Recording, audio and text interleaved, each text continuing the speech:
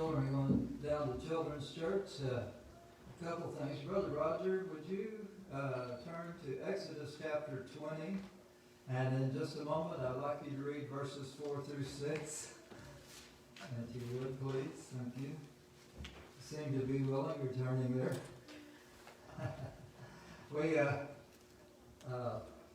Did you know, a little while back, Sister Melva passed away, and some of us would like to contribute toward the expenses of the funeral and different things, just out of our love. If you would like to do that, Sister Shelby's not asking us to do this, but if you would just take an envelope and write Melva on it, and then you can drop it in the offering plate, or you can give it directly to Brother Charlie, either way. And we'll know that one is for Sister Melva's expenses. Okay?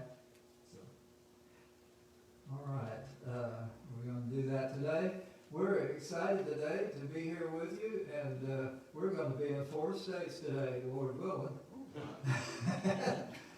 And that's nothing. The first 3 years that we were married, we lived in 5 states. We lived in Illinois, Missouri, and Tennessee, and Texas, and is that just 4?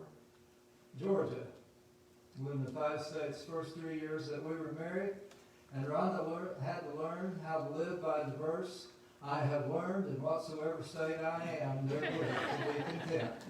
And, so we have a couple of scriptures here we're going to look at this morning, and then we'll turn over later to Proverbs chapter 24, where the text will be. But I'm going to ask Brother Roger to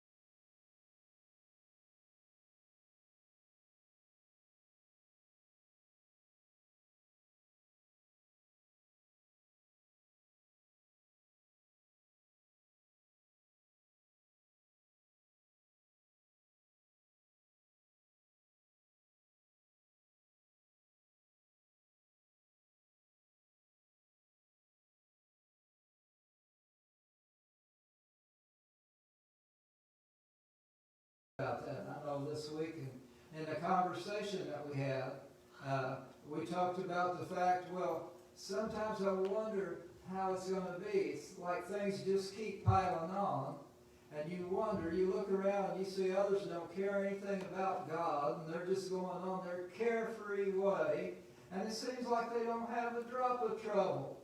Nothing bad seems to be happening to them. But then you look around and you see others that they are very diligently striving to do everything that is right, and from all of their heart they're doing their best to love God and serve God and do all of that. And it just seems like it's just one thing after another. It just piles up on them. And whenever that happens, sometimes you can kind of come to the state where you begin to feel sorry for yourself a little bit. But then you look at those that are, they don't seem to care about God, and they don't seem to care about laws, and they don't seem to care about doing what's right or wrong, and yet they don't seem to be having any trouble. And that's the reason why we may be tempted to be envious of evil men, to be tempted to be envious of those that are the wicked.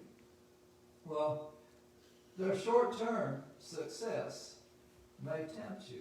In fact, some of them prosper. They do really well financially. They seem seem to get away with things. And, but they are mistaken, because their plans are plans for destruction. Now, you're not to envy the wicked, and you're not to fall in with the evil ones, because their plans are plans for destruction. Now, they think their plans are how you can get ahead. They think their plans are how you can get more money. They think their plans are how you can gain fame. They think their plans are how you can have big homes and things like that. And sometimes you might drive by and look at some of those homes and say, wow, boy, that's a really nice house. And you might be tempted to be envious of those. But you don't want to do that. Their ways and their talk is a mischief. Now that word mischief, it doesn't jump out at me too bad, because there is a use of the word in the English language where it is kind of not too bad. You can just be a little bit mischievous, and whenever you have this mischievousness that's going on, it's just kind of done in fun. It's just kind of, teasing somebody, playing pranks on somebody. You could talk about that being mischievous. And here in verse 24, verse 2, it borders on that, but it is worse than that. It is worse than that, because their plans are toward destruction. And so their mischief is something that heads toward destruction. It must be pretty bad. Worse than a little prank.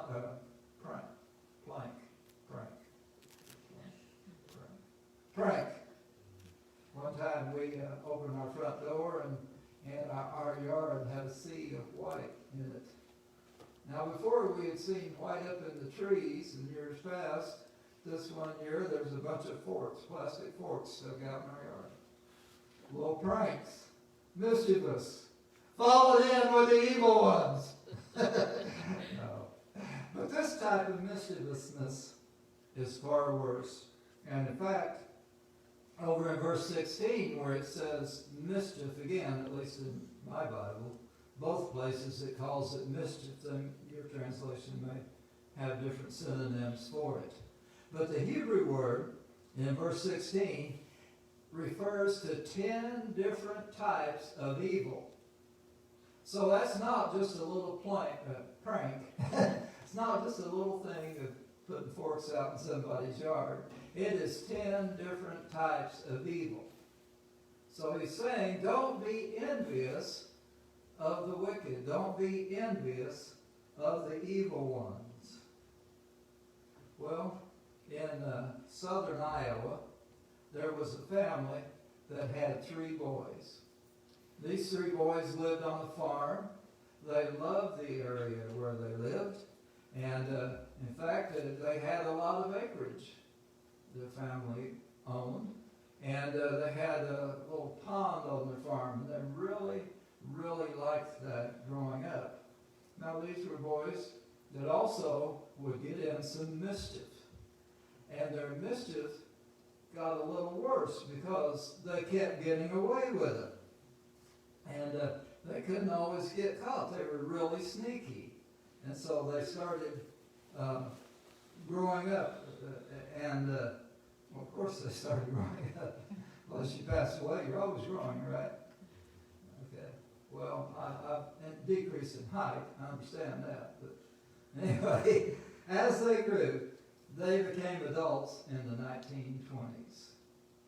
And they saw some opportunities, because this was a period of time known as the Prohibition, had prohibition against alcohol, and yet there were many people who wanted this alcohol. And so they saw some opportunities. They knew that people were willing to pay for this alcohol, and they were able to think big. And they were able to take big risks. And so they heard about some ways that, of course, we all know about moonshine, but there were other types of liquor that would come into the United States from the islands out in the Atlantic Ocean. and they would come in through Florida. Well, they got thinking big here. They lived up here in Iowa all the way down there to Florida. They got enough money together. They took a truck down there. They made the connections. They bought the illegal liquor. They brought it back up here. They bought it wholesale. They sold it in their retail, and they made money off of it. And so they made a profit from what they did in thinking big. And they just kept increasing their business. And it just kept going over and over. And so they had got away with things, and it was happening again. They were getting away with things again. They saw another opportunity. They went to the local officials, and they started feeling them out, and they found out the local officials would accept a bribe. And so they would paying off the local officials, and they would just turn the other way. And so they had this illegal operation going on, the illegal sales of alcohol. And that's how they were making their living. They started doing so well that they started building new houses on their lands. There would be people that would drive by and say, those are really nice houses. And they would become envious of these boys, Stu and Yancey and Philip, who were doing all of that. Well, the local people could be envious of their success. So envious that some of them said, well, they're doing well, and so they started going to work for them. Now, they didn't always get completely away with things because they would be hauled into court more and more, but they paid off some of the judges, they paid off some of the other officials, and they were always getting off of the situation, it seemed like. So these people that were envious, they threw in with them, and they started to work for them. Well, don't be envious of success. In fact, this family had some nephews, and these nephews looked up to their uncles, and they were actually named after their uncles. So you had Big Stu and Little Stu, and you had Big Phil and Little Phil, and they were just going to follow in the footsteps, and they wanted to join the gang later on. Don't be envious of the success that comes by ill-gotten gains. Well, that first state is one that could be tempting to us to fall in with the wicked, to follow their example. You ever hear everybody's doing it? Here's the way to get ahead. And, well, there's no problem with them. They're getting away with it. That's the way to do it, man. Look at how they're prospering when they do this. Well, the second state is mentioned here, though, in verse 20. And it says, following up from verse 19, do not fret because of evil men, nor be envious of the wicked. For there will be no reward to the evil man. The candle of the wicked will be put out. So, there are further reasons not to envy the wicked. There will be no ultimate reward for them. Oh, they had short-term rewards. They had short-term doing well, short-term prosperity, but there will be no ultimate reward for evil men. Can't take it with you. So you come to the end of life. The material things will soon be passed away. They will decay. And circumstances can change. And people can turn against you. And there is a payday someday. So it may look like they're getting away with things. And it may look like that they're building all this prosperity and all of that, but actually all their plans were ending up, there's a curve here. It looks like their prosperity, but then there's the destruction. Their plans ended up being for destruction. There's going to be a payday someday. Well, as I said, some of the neighbors of these three men became envious of them. They were young men, and then they were middle-aged men, and they just kept growing their businesses. And others said, well, we will join up with them. And so they started going to work for them. Well, there was one, Harvey. And Harvey was known for being a hard worker. In fact, they called him Diligent Harvey. And so Diligent Harvey went to work for Big Stu and Big Phil and Yancey. And, well, one time they got hauled into court again. And the three brothers got off. But Diligent Harvey did not. They convicted him. And but he would not rat out the others. And in a sense, he took the rap for the rest of the gang for these three brothers. He spent several years in prison, and when he got out, he went right back to them because he wanted to fall back in, and he was thinking, well, now they will be grateful for me because I protected them. They didn't have to go to prison. I went to prison in their place. He expected them to be grateful and to respect him. But it didn't seem to happen. They didn't seem to be grateful, and they certainly didn't seem to show him any respect. And so he began to resent those that he was working for and working with. And he started mulling over in his mind some things that he could do out of revenge. Well, that gratitude and respect never displayed. And one day, Big Stu and Big Philip were lured to a bridge near one of their farms. There was, according to the newspaper accounts, it's a little bit vague as to what happened. But you see, in this business, they had accumulated a lot of machine guns. I mean, you think of the 1920s. Most of you know the name Al Capone when you think about that and those gangs. And you had the machine guns. Well, this is the kind of things that was going on. And Big Stu was riddled with lead from machine guns.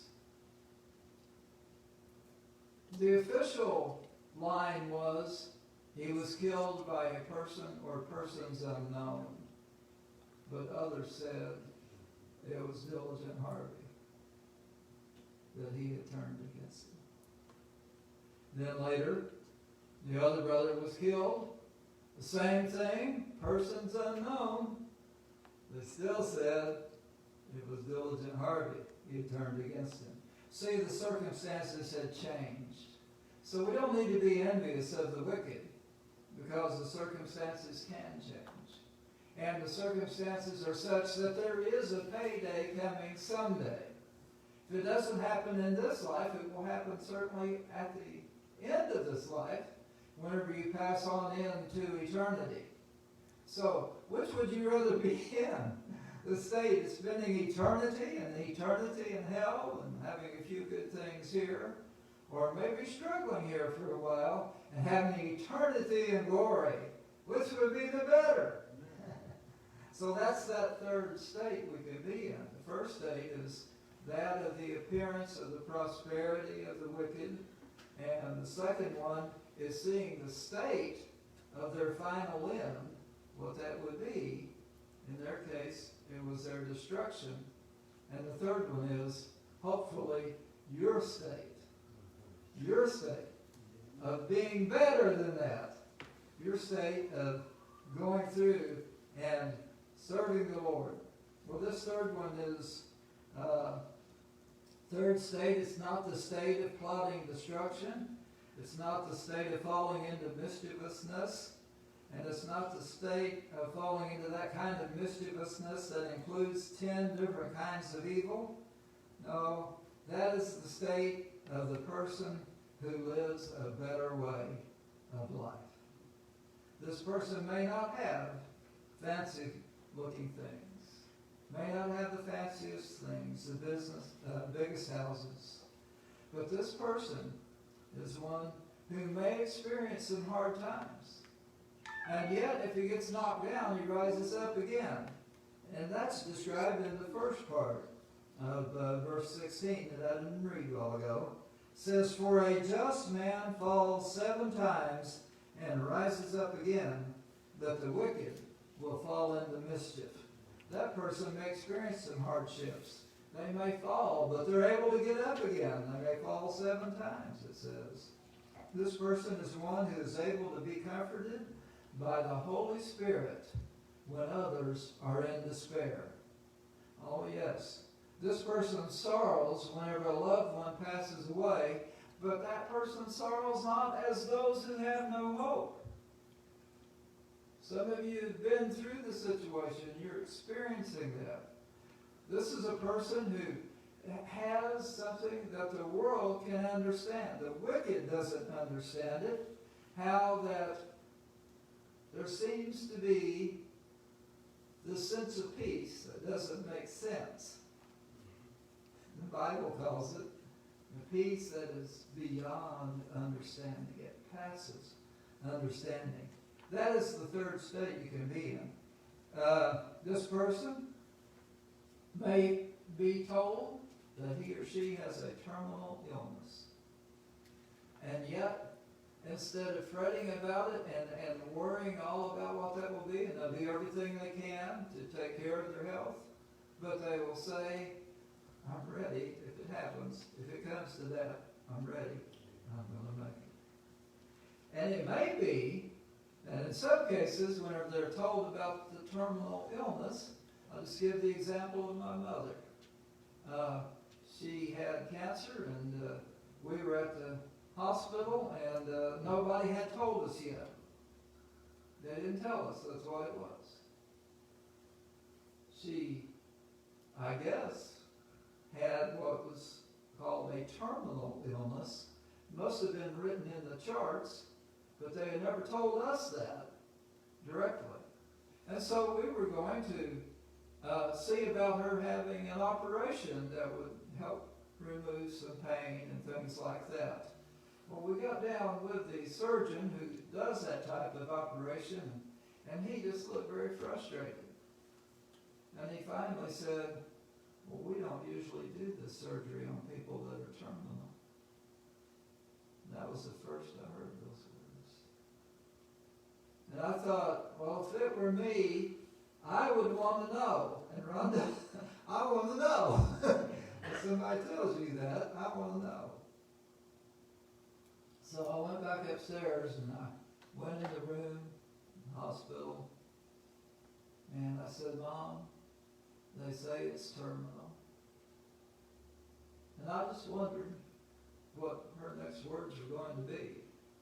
And I remember she paused a minute and she thought, and then she said, "Well, good."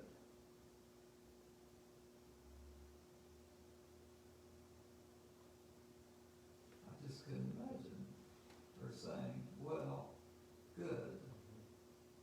But what she was meaning was, she didn't want to have to live a long time without any quality of life. What she was meaning was she had lived a good life.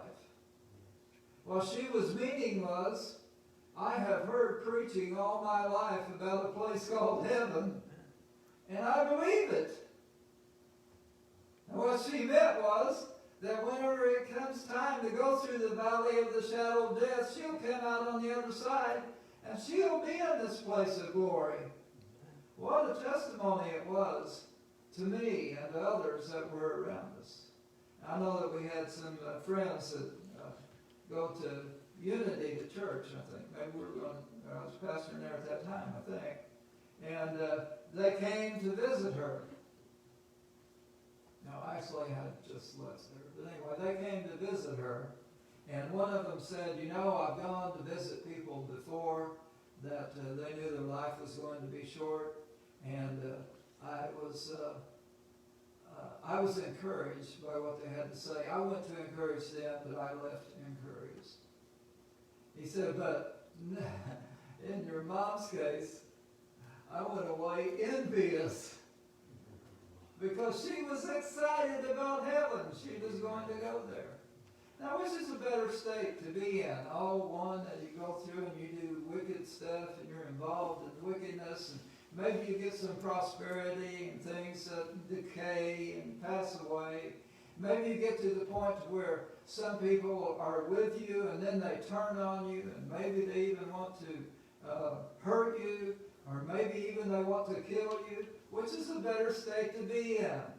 Oh, yeah, it may be that this life is not all sweetness and roses. And we may have some difficulties along the way, and it may be rough, and we may get knocked down a few times, but which is a better state to be in? To get knocked down like that and to get up again, to stand for the Lord and to live for the Lord. Which is the better state? To look at their final end. They ended up with the bullets. And that story that I told you was a true story. I changed the setting and I changed the names, but it's a true story. And the reason why I changed that was because the last name would be one you recognize that I don't think had any relation to the people that you recognize. But I just thought it would be distracting if I told you that name to be underneath. This is a true story of what happened.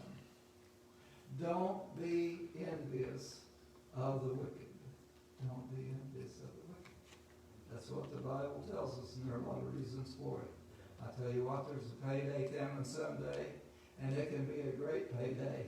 It can be a wonderful payday. It can be the entrance into heaven and eternity with God. I ask you a question. If that day were to come for you, are you ready for that time? If you were told that your life was going to end, would you be able to say, okay? Or maybe even say, well, good. Not that you want it to come right away, but if it does come, well, good. Well and good. If you don't know that today, have you ever taken a public stand for Christ? If you haven't, we're going to have a song here in a minute, and I'd invite you to come and to stand for Him. You say, well, what do you do if I come forward? Well, here's what we'll do. I'll show you 2 or 3 verses of Scripture. We'll have prayer together. But most of all, you're coming acknowledging that Jesus Christ is the Lord and Savior, and by faith, you're inviting Him to come into your heart. And then, after a verse or two, if I'm not already talking to somebody that's come to receive Christ, I would invite the rest of you to join me here at the front in a special time of praying for whatever you want to pray for. I don't mean that we'll gather around and mean that. Just the opportunity to come and pray as Christians. Come and pray. Would you stand with me? I'm going to lead us in prayer. Then after that, we'll have that song. If you'd like to take your stand for Christ, I invite you to come today. And then if you would like to come and pray for some special need,